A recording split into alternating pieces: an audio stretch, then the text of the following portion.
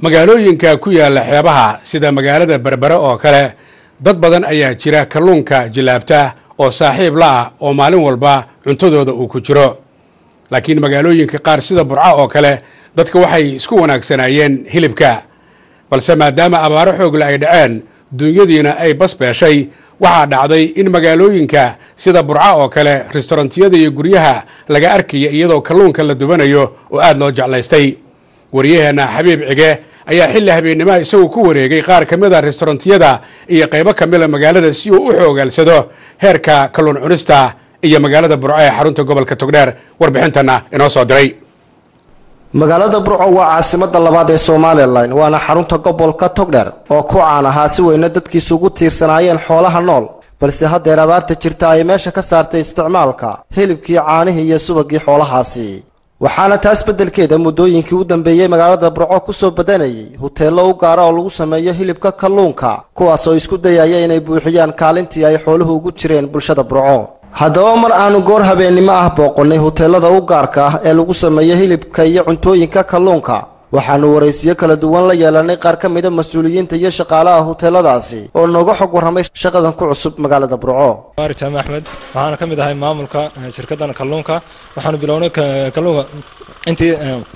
abaaru jireen taasoo kaliftay markaan aragnay dalkii in muhiimad gaar ah u leeyahay kalluunku taasoo aan doonayno inaan u soo kordhino magaalada iyo dadka ka barno kalluunka marka waxa weey maadaama xoolihii bixaan wayna kalluunkii isticmaalo waa khayraad marka ma la oran karaa markii aan xoolihii ay dhamaadeen hilibkii la waayay ayay tan noqotay fursad shaqo inay kalluunka aad ku bedeshaan halkii hilibka taas waa ka mid bay ahayd ujeedooyinkan markaa ku aasna ka mid bay ahayd maadaama disaan meeshii gaab duu soo bixin maadaama ay ka bixeen xoolihii ka bixeen si aanu gaabka doo buuxino ayaan waxaanu sameynay in aanu keeno kalluunkii keeno taasoo diimka magaalada qaarka soo isticmaalayso oo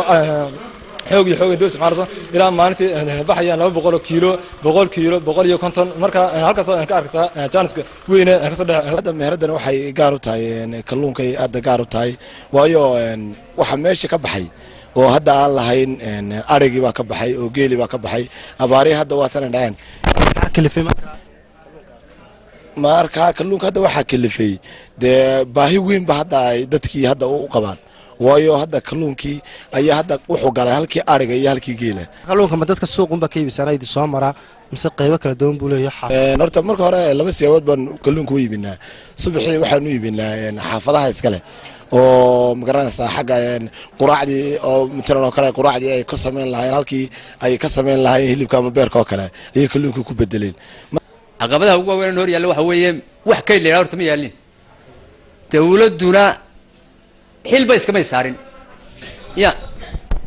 dawladdu xilba iskama saarin khayraadka badda maanta waxaan aaminsanahay maadaama xoolaha ay niil yihiin oo ay yaraadeen waa abaar balan dhacday in xoolo kale malina xoolahan waa xoolaha kale badda ku jira kalluunka marka haddii dadaal weyn laga galo dawladdu iska saarto xilwan iska saarto oo ay gaadiid soo iibso oo qalab soo iibso oo dhul kayd wax lagu kaydiyo ay samayso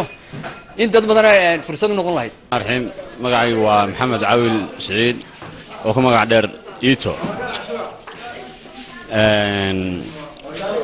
maxamed cawil hadda wax joogtaa meeradii barwaaqa fish kalluunka waad ka cashaynaysaa maxaa dalbatay waxaan dalbaday casho kalluuna kalluun iyo maca bariis baasto wixii qofku any kind uu qofku doonayo ayuu ka helaa marka aanu kalluun baan imka caaw cunaya ayuu Cabdirashiid Kaysa Xasan Cabdirashiid Kaysa maxaad ku cashaynaysaa waxaan ku cashaynayaa kalluun maxaad dalbatay noocma kalluunka dalbatay waxaan dalbaday tuna fish baan dalbaday markii hore maxaa kugu kalifay inaad cashada kalluunka aad cunto wallahi de markii hore reer Burco ahaan anagu waxaan cuni jirnay hilibka geela marka imika haday xoolihiis ka soo yaraadeen kalluunkan habeenka ku cashayna si kastaba ha ahaatee hoteelada yaryar ee u gaarka ah kalluunka ee ku soo badanaya magaalada Burco ayaa ka mid ah fursadaha shaqo ee abaari keentayda ah xilli ay daba dheeraatay abaarta ka jirta gobolka oo meesha ka saartay isticmaalka hilibkii xoolaha Xabiib Ciga Xasan Universal TV magaalada Burco